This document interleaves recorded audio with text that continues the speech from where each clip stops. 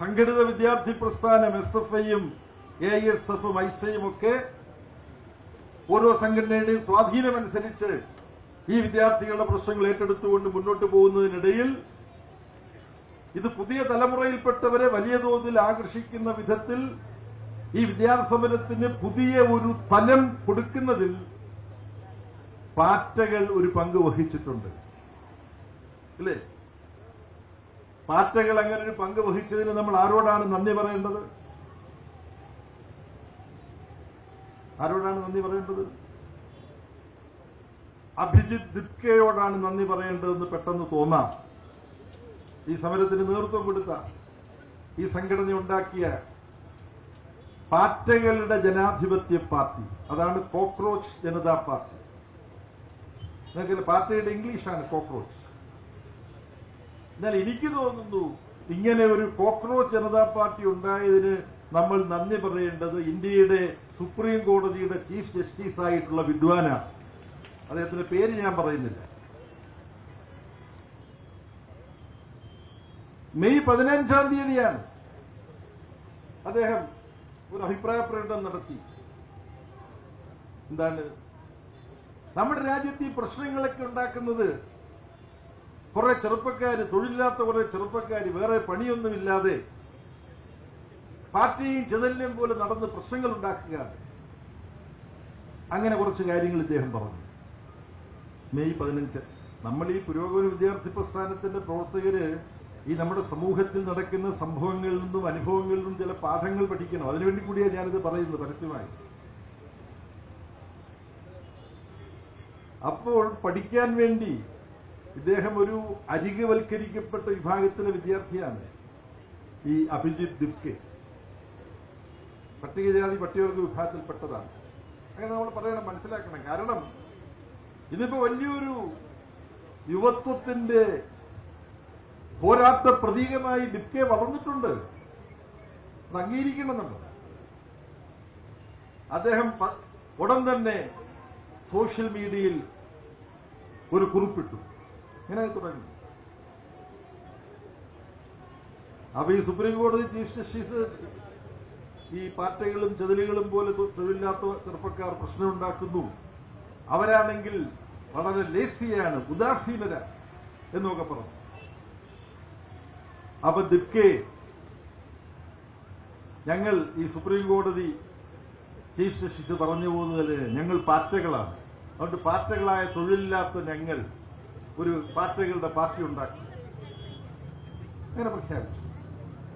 ഇതിൽ ചേരാനുള്ള യോഗ്യത എന്താ? തൊഴിലില്ലാതിരിക്കണം, ലേസി ആയിരിക്കണം. കാര്യം സുപ്രീം കോടതി ജഡ്ജി പറഞ്ഞല്ലോ ഇവരെല്ലാം ലേസിയാണ്. അപ്പൊ തൊഴിലില്ലാത്ത മടിയന്മാരായ ചെറുപ്പക്കാർ പാർട്ടിയിൽ ചേർന്നോളൂ, പാർട്ടി ജനതാ പാർട്ടി ചേർന്നോളൂ എന്ന് പറഞ്ഞു. അദ്ദേഹത്തോട് ഞാൻ സംസാരിച്ചു. അദ്ദേഹം പറഞ്ഞു, ഈ സുപ്രീം കോടതി ചീഫ് ജസ്റ്റിസിനെ വിമർശിക്കാൻ ഒരു ഐറണിക്കലായി, വിരുദ്ധോക്തിയിൽ ഞാൻ പറഞ്ഞതാണ് എന്ന് അദ്ദേഹം പറഞ്ഞു. ഇതങ്ങ് പടർന്നു. ചെറുപ്പക്കാർ പ്രതിഷേധത്തോടുകൂടി പകുതി തമാശയ്ക്ക് തുടങ്ങിയ ഈ പരിപാടിയിൽ ചെറുപ്പക്കാർ രോഷാകുലരായി ചേർന്നു. ഉടനെ സുപ്രീം കോടതി ചീഫ് ജസ്റ്റിസ് പറഞ്ഞു, ഞാനിങ്ങനെ ചെറുപ്പക്കാരെ, തൊഴിലില്ലാത്ത ചെറുപ്പക്കാരെ ഒന്നും ആക്ഷേപിച്ചിട്ടില്ല. അങ്ങനെ ചില വിശദീകരണമായിട്ട് ചിലർ ഇറങ്ങുമല്ലോ, താൻ പറഞ്ഞത് പ്രശ്നമായി എന്ന് കാണുമ്പോൾ. എന്നിട്ട് അദ്ദേഹം പറഞ്ഞു, ഈ കള്ള ഡിഗ്രിയുമൊക്കെയായി പ്രശ്നം ഉണ്ടാക്കുന്നവരെയാണ് ഞാൻ ഉദ്ദേശിച്ചത് എന്ന് ഈ ചീഫ് ജസ്റ്റിസ് പറഞ്ഞു. ഉടനെ വരുന്നു അഭിജിത്ത് ദിപ്കെയുടെ പ്രതികരണം. എന്താ? സുപ്രീം കോടതി ചീഫ് ജസ്റ്റിസ് ഒരിക്കലും നമ്മുടെ ഇന്ത്യൻ പ്രധാനമന്ത്രിയെ അധിക്ഷേപിച്ചുകൊണ്ട് ഇങ്ങനെ ഒരു അഭിപ്രായ പ്രകടനം നടത്താൻ പാടില്ലായിരുന്നു. അത് ഇന്ത്യൻ പ്രധാനമന്ത്രിയുടെ ഫേക്ക് ഡിഗ്രിയാണെന്നുള്ള ചർച്ചയുണ്ട്. ചർച്ചയല്ല, അതാ യാഥാർത്ഥ്യം. ഞാൻ പറഞ്ഞത്, ഇങ്ങനെ ഉരുളക്കുപ്പേരി പോലെ തന്റെ സംഘടനയ്ക്ക് നേരെ വരുന്ന വിമർശനങ്ങൾക്ക് അപ്പോൾ പുതിയ തലമുറയുടെ ഭാവനയെ സ്വാധീനിക്കാൻ കഴിയുന്ന വിധത്തിൽ പ്രതികരിക്കുന്ന ഒരു പ്രതിഭാശാലി കൂടിയാണ് അഭിജിത്ത് ദിപ്കെ എന്നുള്ള കാര്യം നമുക്ക് ഈ ഘട്ടത്തിൽ മനസ്സിലാക്കാം. പക്ഷെ എനിക്ക് SFIയിൽ പ്രവർത്തിച്ചതിന്റെ പേരിൽ ഇപ്പൊ അഭിമാനം തോന്നുന്നു. എന്താ കാരണം? അഭിജിത്ത് ഇക്ക ഇന്ത്യയിലേക്ക് വരാൻ വേണ്ടി തീരുമാനിച്ചു.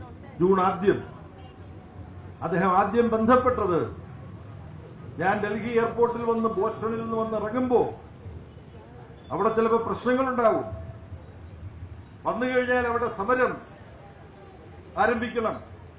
അവിടെ സമരം ആരംഭിക്കുമ്പോൾ എന്റെ കൂടെ വേണ്ടത് SFI ആണ്. ഞാൻ വന്നിറങ്ങുമ്പോൾ എയർപോർട്ടിൽ കുറച്ച് SFIക്കാർ വരണം. പിന്നെ നിങ്ങൾക്ക് ബന്ധപ്പെടാവുന്ന മറ്റ് സംഘടനകൾ AISF, ഐസ ഇങ്ങനെയൊക്കെ ഉണ്ട്, അവരെയൊക്കെ ബന്ധപ്പെട്ട് അവരെ കൂടെ കൊണ്ടുവരണം. ഒരാൾ നിർബന്ധമായിട്ടും വേണം എന്ന് അഭിജിത്ത് UK പറഞ്ഞു. ആരാത്? ഐഷി ഘോഷ്, ജവഹർലാൽ നെഹ്റു യൂണിവേഴ്സിറ്റിയിലെ SFI നേതാവ്, അവിടെ ചെയർമാനായി ജയിച്ചു. ABVPക്കാർ ജവഹർലാൽ നെഹ്റു യൂണിവേഴ്സിറ്റിയിൽ കടന്ന് അതിക്രമങ്ങൾ കാണിക്കാൻ പോയപ്പോൾ, അതിക്രമങ്ങൾ കാണിക്കാൻ ഗൂണ്ടകൾ വടിയായിട്ട് വരുമ്പോ ആൺസഖാക്കൾ പോയി ആണ് അതിനെ പ്രതിരോധിക്കേണ്ടതെന്നൊക്കെ സാധാരണ ചിലപ്പോൾ ചിന്തിക്കും. പക്ഷേ സഖാവ് ഐഷി ഘോഷ് അത്തരത്തിലല്ല. SFIയുടെ ആൺകുട്ടികൾക്കൊപ്പം സഖാവ് ഐഷി ഘോഷും പെൺകുട്ടികളുടെ സമരത്തിന് നയിച്ചുകൊണ്ട് രംഗത്ത് വന്നു. സഖാവ് തലയ്ക്കടിയേറ്റ് മുറിവേറ്റു, എന്നിട്ടും അവിടെ സമരരംഗത്തിരുന്നു. അങ്ങനെ ജവഹർലാൽ നെഹ്റു യൂണിവേഴ്സിറ്റിക്ക് മുമ്പിൽ ഐഷി ഘോഷിന്റെ നേതൃത്വത്തിൽ SFI സമരം നടക്കുമ്പോൾ ബോളിവുഡിലെ വളരെ പ്രശസ്തയായ ഒരു കലാകാരി അവിടെ JNUവിൽ വന്നു ഐഷി ഘോഷിന്റെ സമരത്തോട് ഐക്യദാർഢ്യം പ്രഖ്യാപിക്കാൻ. ആരായിരുന്നു അത്? നിങ്ങൾക്ക് പറയാനുള്ള അവസരമാണ്. ഉറക്കണപ്പറ ദീപിക പതുകോൺ. ശ്രാവിക്ക് വരും.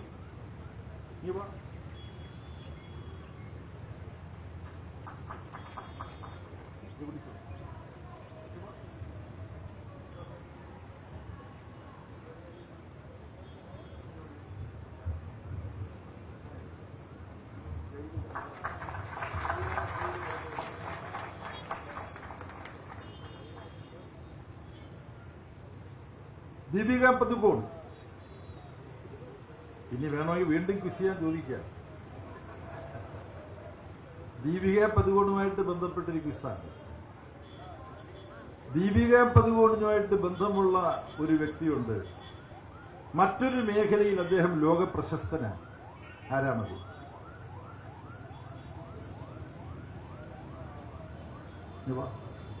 ഇവിടെ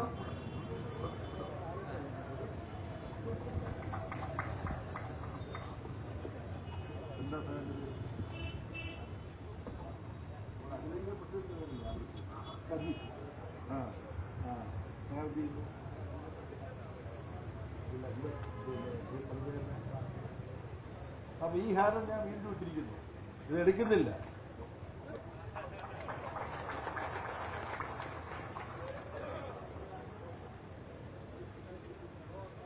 ലോകപ്രശസ്ത ബാഡ്മിന്റൺ താരമാണ് പ്രകാശ് പതുകോൺ. ഓൾ ഇംഗ്ലണ്ടൊക്കെ ജയിച്ചിട്ടുണ്ട്. അത് കൂടുതൽ ഞാൻ പറയുന്നില്ല. ഇപ്പൊ പ്രകാശ് പതുകോണെ പലരോടും പരിചയപ്പെടുത്തുന്നത് എങ്ങനെയാണ്? ദീപിക പതുകോണിന്റെ അച്ഛനാണ് എന്ന് പറഞ്ഞിട്ടാണ് പ്രകാശ് പതുകോണെ പരിചയപ്പെടുന്നത്.